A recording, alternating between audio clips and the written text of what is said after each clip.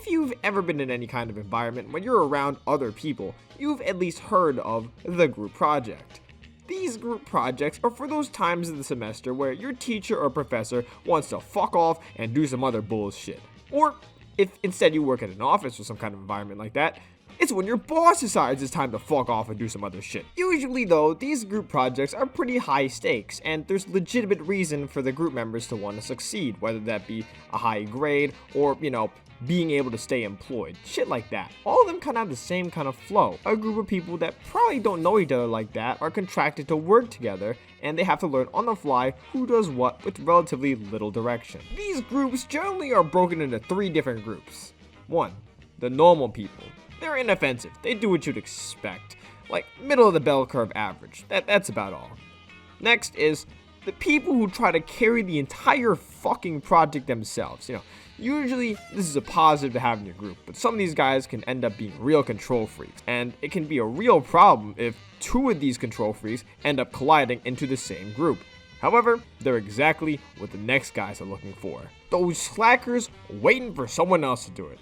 Everyone hates these fuckers, and for good reason. They contribute nothing and make everyone else's job harder. It's a liability to even have one of these people in your group, and a potential death sentence to have multiple of them. Sometimes these groups can even hold mutinies specifically to fuck over these slackers, making sure they get 0 credit for anything created or presented. They're viewed as very, very despicable people. But they have the right idea. I would know. I've been one of these assholes multiple times, and I'm here to tell you that most of these guys are just doing it wrong.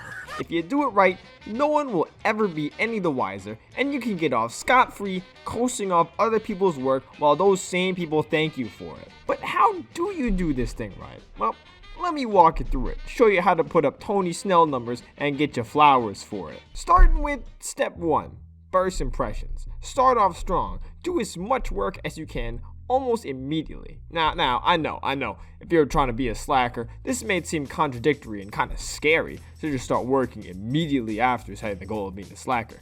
But first impressions really do matter. You might be getting 10% of the work done within the first week, but people will have 90% have judged you in that same time frame. And these impressions don't change easily. Like someone who just had a really strong start and is now completely coasting and doing nothing can just say, oh man, I'm getting busy, life's getting in the way. I mean to be doing the work like that, but it's just not possible right now. But conversely, someone who started off doing jack shit, picking up the pace all of a sudden in the latter half, is just trying to make up for it. Why weren't you here at the start? Now you look bad. I'm not raising my opinion of you. Never mind the second guy did most of the work because first impressions matter. So it's your job to just completely fucking abuse this. Make sure everybody thinks you're the gung-ho leader who's gonna do all this shit for them. Of course, you're not actually doing any of that because holy shit, that's a lot of work. So instead, we move to step 2. Delegate and pretend to be a leader. Now, if you live under any kind of government, I assume you know that leaders tend to not actually do that much work some of the time, and nobody ever actually calls them out for it. Why? They're the leader. They have the hardest job here, so of course their workload is just slightly lighter just to compensate a little bit for the load on them. Besides, they got other people to actually do that work for them. They don't need to do anything besides tell them what to do. You see how that mindset can help you? Of course, you don't come in near the authority of a political figure, but you can imitate that. Much like how you can imitate leadership skills, because whether you actually have them or not doesn't actually matter. All you need to do is be first and speak first when you guys meet up. Make sure you pretend like you know what you're talking about using cursory knowledge of Google, of course. And after you establish that you know what you're talking about by talking out your ass, all you need to do is figure out what tasks need to be done and assign them to different people. These people probably don't want to be doing this, and what people hate most is having to use their brain for shit they don't care about. So take that responsibility from them and just ask them whether they would like to do it or not, which they will most likely say yes to. And of course, because you're assigning all the work, you can just quietly assign yourself the easiest shit ever. I mean, don't make it obvious, of course, split it into 3 or 4 different tasks and make it sound harder than it is, but realistically, you know that you have the easiest shit to do and you could probably do it in like a day or 2. After that's done, you've finished the setup of this operation. Now, it's time to execute. Starting with step 3, blend in.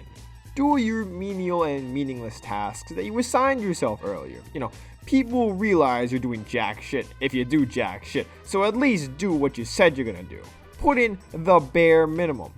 Usually, with the division of labor and nobody really paying attention to you, that should be enough to throw most groups off the trail. But in more perceptive groups, people will start to realize that you're doing the easy shit. Fucking nosy ass dickheads. But don't worry, that first impression you gave earlier will help you a lot in combating the slacker narrative from ever being formed. All you gotta do is abuse that good faith you built up during that initial effort and embellish what's going on in your life to make it sound like there's a justifiable reason you're putting in way less work.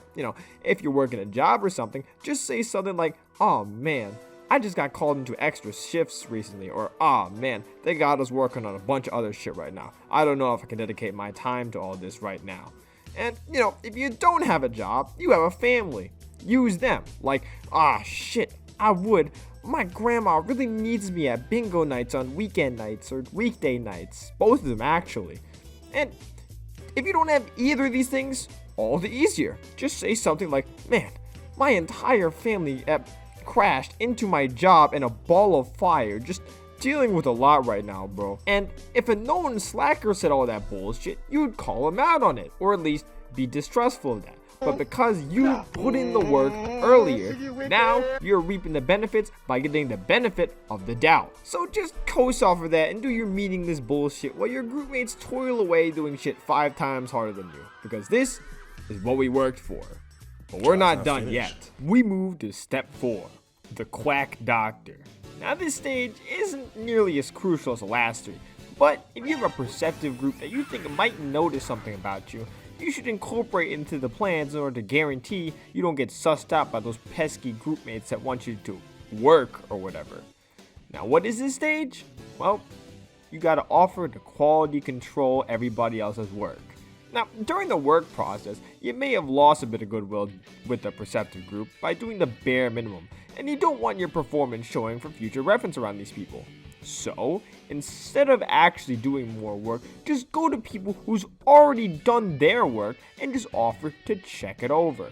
Not a lot of people are confident in their work, especially the first draft, so take advantage of their insecurities by offering an extra set of eyes. So instead of actually having to do the hard part of making all that bullshit, all you have to do is read it over and tell the person who put in all that work exactly what they did wrong and how you would have done something else better at multiple specific junctures. After all that's done, just leave and let them actually incorporate everything you said, because actually doing shit is for chumps like them. And if necessary, repeat this process for the entire group. If you do all this right, people in the group will have a much higher opinion of you, because despite probably not doing much more than looking at something for 20 minutes each person and marking something for 10 minutes, you helped finish everything. What a goat you are. A round of applause for you. After all this, you're probably good and your teammates at least think you did an adequate job. But if you really want to look like you did way more than you actually do, don't forget step 5. The due date. This is the part that can make or break you as a slacker, because all of that hard work will be for naught if you fuck it up at the due date. Now, sometimes all you gotta do with a group project is just turn in the files or documents you made, but a lot of the times you make a group project because you need to do a group presentation, and that might be harder for some people than you think. For these people, they can do all the work but would rather die than present. This is good for you, because presenting is a lot less work than actually doing the work. All you gotta do to make them appreciate you is nut up and present for them. Make sure to put together a presentation that goes a little bit, but not too much, beyond reading the slides. Try to study up just enough to where you can be observed to be adding something to the presentation. Because some of these dickheads you took the place of were just about to turn to the projector and present to their own presentation. And so any kind of insight could be considered a bonus, which allows you to surpass expectations. And surpassing expectations, no matter how shitty or low those expectations are, gets you enough credibility to keep your head above water and hold your head up high. Nail those peer evaluations and make sure everybody loves you. At least until these people will take a step back, look back, and realize how little you actually did. But hey, they thought you did your job, and really, that's not your problem.